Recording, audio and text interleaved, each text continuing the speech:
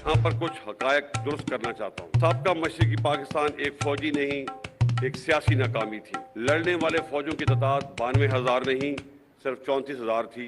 बाकी लोग मुख्तलिफ गवर्नमेंट के डिपार्टमेंट्स में थे और इन 34,000 लोगों का मुकाबला 2.5 lakh Indian army, 2 lakh trend मुक्ति बैनी।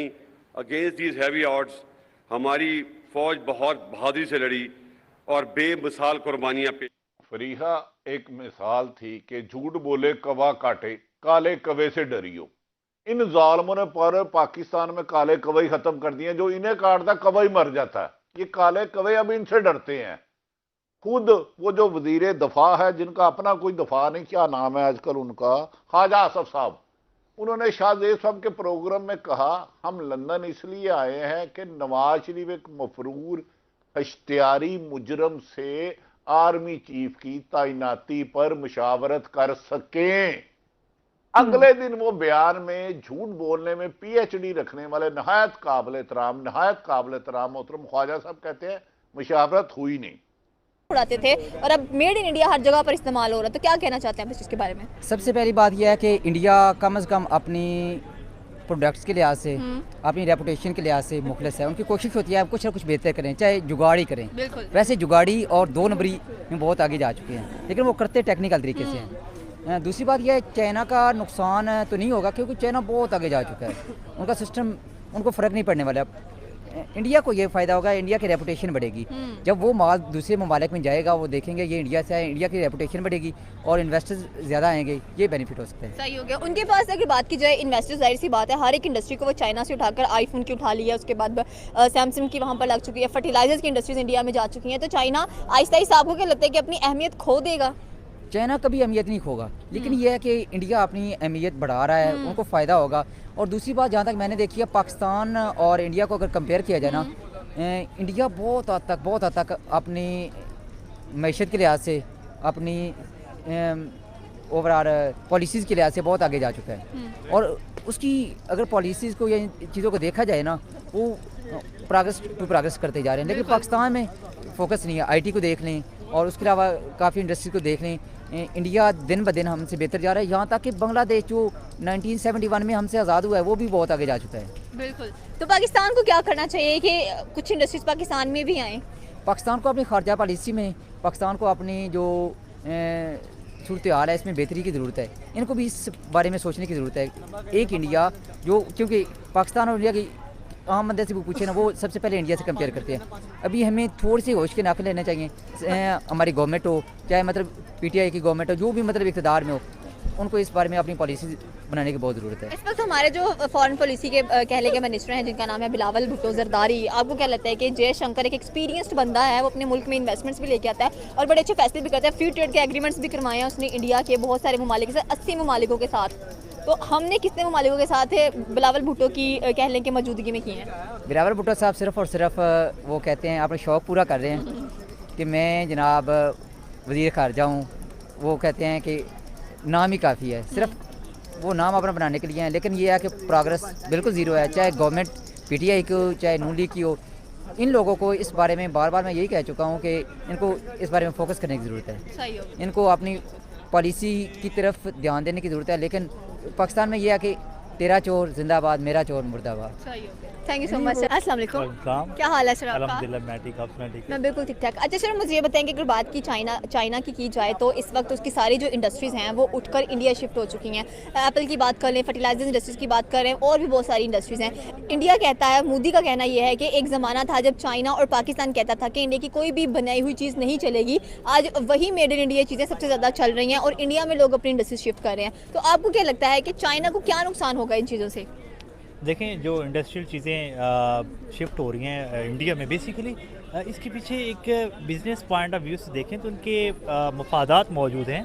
और कोई भी कंपनी है तो अपने मफाद को सबसे पहले देखती है। जहाँ पे उनके कस्टमर ज़्यादा हैं, जहाँ पे उनकी सेल परचेज ज़्यादा चीज़ हो रही है, तो वो अपने आप को वहाँ पे ज़्यादा प्रायोरिटाइज़ करते हैं, वहाँ पे अपनी ब्रांडिंग ज़्यादा करते हैं, वहाँ पे अपने वेयर हाउस ओपन करते हैं। तो इस वजह से भी कि उनका वहाँ पे चूँकि सेटअप ज़्यादा अच्छा चल रहा है, तो इस वजह से वो वहाँ पे शिफ्टिंग हो रही है। और दूसरा, एक ऑलरेडी जानते हैं कि इंडिया ने बड़े तरक्की की है इस फील्ड के अंदर, और उसने अपने आप को मनवाया है इस शोबे के अंदर, हर फील्ड के अंदर, बेशक वो आईटी का फील्ड हो, बेशक वो जितने भी डिफरेंट फील्ड है। पॉलिटिकल प्रोस्पेक्टिव में देखें अगर आप उसको, एग्रीकल्चर जैसे आप बात करिए तो वहाँ पे बहुत बड़ा रकबा है उनका, जो एग्रीकल्चर लैंड है, और वो वहाँ पे उनको फ़ायदा हो रहा है, तो वो ज़ाहिर बात है वो लेके जाएंगे, ज़रूर लेके जाएंगे।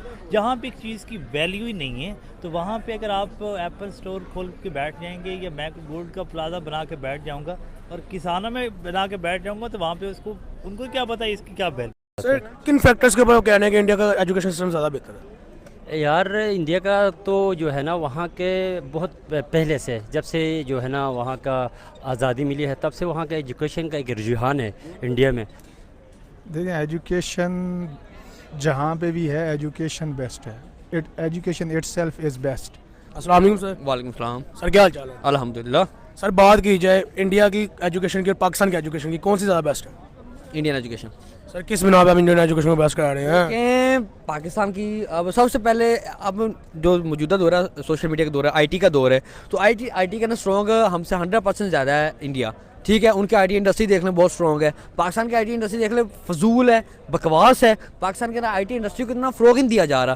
क्यों नहीं दिया जा रहा, ये हमारी समझ से बाहर है। अब देखें, आर्टिफिशियल इंटेलिजेंस के अंदर, साइबर सिक्योरिटी के अंदर इंडिया हमसे आगे, हम उससे पीछे हैं। इंडियन देखें अपने ऐसे ऐसे इदारे बना रहे हैं जिनसे अपने उनके मुल्क का फ़ायदा पहुँच रहा है। हम क्या, हम वही रट्टा सिस्टम लेके बैठे हुए यहाँ पे, कच्ची पक्की पहले दूजी तीजी वो पढ़ा रहे हैं बच्चों को। अब बच्चों के जहन यही बात आती है, बेटा तो डॉक्टर बनना, तो इंजीनियर बनना है। बच्चों के जहन जो होता है हम उन्हें बनने नहीं देते। ऊपर से हमारा जो निज़ाम है वो इतना ख़राब है, फुद्दू निज़ाम है पाकिस्तान का, जो ऐसे जो पाकिस्तान का जो बच्चा बनना चाहता होता है उसे बनाया नहीं जाता, अपनी मर्जी से उसको मुसल्लत कर दिया, तूने ये डॉक्टर ही बनना है, तूने इंजीनियर ही बनना है। जब तक ये ऐसा पाकिस्तानी एजुकेशन के अंदर ऐसा हाल रहेगा तो पाकिस्तानी एजुकेशन सिस्टम चेंज नहीं होगा, तब तक हम इंडिया से आगे नहीं जा सकते। आई गेस इंडिया का बेहतर है पाकिस्तान की निस्बत। सर किन फैक्टर्स के ऊपर कहना है कि इंडिया का एजुकेशन सिस्टम ज़्यादा बेहतर है? यार इंडिया का तो जो है ना वहाँ के बहुत पहले से, जब से जो है ना वहाँ का आज़ादी मिली है, तब से वहाँ का एजुकेशन का एक रुझान है इंडिया में। पाकिस्तान में इतना ज़्यादा नहीं है, यहाँ पे ज़्यादातर सेक्टेरियन वायलेंसेस और इसके अलावा और भी देहाती इलाकों में तब भी मेरे ख्याल से इतना वो नहीं है, एजुकेशन के शूर वहाँ पे भी बिल्कुल ही कम है।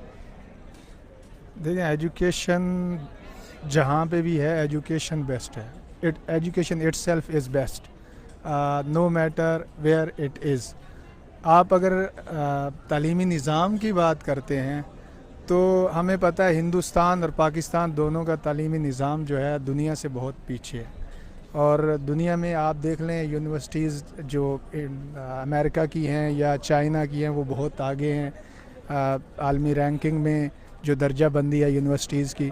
और पाकिस्तानी यूनिवर्सिटीज़ बमुश्किल जो है ना 2-3 यूनिवर्सिटीज़ हैं जो पहले 1000 में आती है। बट इंडिया का कदरे जो है ना इस निस्बत से कदरे बेहतर है, इंडिया हमसे आगे है थोड़ा बहुत। सर जैसे हमने बात की है आईटी की, सर फैक्टर्स के ऊपर बात की है, फैक्ट्स के ऊपर बात की जाए, क्यों इंडिया आईटी में हमारे से ज़्यादा आ गया, हम क्यों नहीं आ गए? फैक्ट्स देखें, फैक्ट्स ये हैं कि अब चलो कुछ आपको एग्जांपल देता हूँ। माइक्रोसॉफ्ट और एप्पल की ऐसी कोई फ्रेंचाइज पाकिस्तान के अंदर नहीं है, इंडिया के अंदर है। क्यों है? इंडिया आईटी के अंदर स्ट्रॉन्ग है। कोई भी आप माइक्रोसॉफ्ट के चले जाएं, विंडोज़ के ऑफिस चले जाएं, जिधर मर्जी ऑफिस चले जाएं, वहाँ पर आपको इंडियंस मिलेंगे, पाकिस्तानी नहीं मिलेंगे। क्यों? क्योंकि वो अपनी आईटी इंडस्ट्री को स्ट्रॉन्ग करते हैं यार, उनको बच्चों को पढ़ाते हैं आईटी के बारे में। वहाँ पे इतने सॉफ्टवेयर हाउसेज हैं, यहाँ पर क्या बच्चों को सॉफ्टवेयर इंजीनियर के बारे में बताया नहीं जाता। या अगर कोई सॉफ्टवेयर इंजीनियर बन भी जाए उसे बाद में ये ज़माना ऐसा रोलता है, वहाँ ऐसे अपनी मन मर्जियों के सॉफ्टवेयर हाउसेज वालों को उसे बनाने के पैसे नहीं होते। जिनके सॉफ्टवेयर हाउसेज होते हैं वो उन्हें जलील करते हैं, उनको जॉब्स नहीं देते। तो सॉफ्टवेयर इंजीनियर यहाँ पे क्या करे? फिर बच्चे ने फिर वही करना है जो उनके, फिर अब किस तरफ जाए बच्चा? यहाँ पे सॉफ्टवेयर इंजीनियर का स्कोप ही नहीं है। जब तक हम अपनी इंडस्ट्री को, आईटी इंडस्ट्री को, जब तक हम साइबर सिक्योरिटी को, जब तक हम अपनी आर्टिफिशियल इंटेलिजेंस को स्ट्रॉन्ग नहीं करेंगे, तब तक हमारे को आगे नहीं जा सकते।